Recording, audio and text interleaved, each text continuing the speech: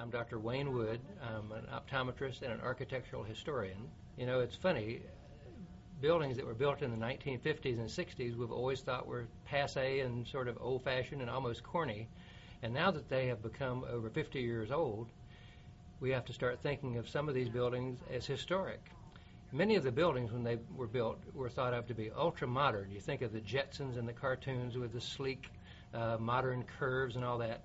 And there were many architects in Jacksonville during the 50s and 60s and even 70s who were designing what they thought were ultra-modern buildings, and now that we look back on them, these buildings are really significant and deserve to be considered historic landmarks.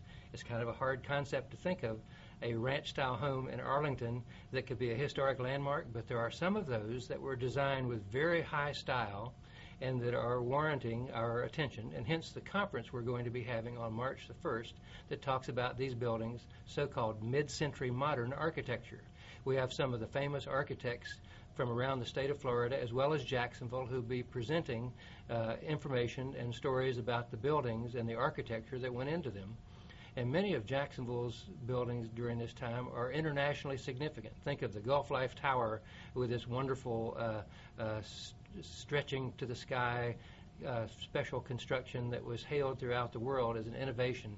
It was the tallest precast, post-stressed concrete building in the world at its time, and is known as one of the 7 wonders of the concrete world in the United States. And there are many other smaller buildings. The Hayden Burns Library comes to mind. Some of the old Skinner dairy stores with their sweeping bird-like wings on them.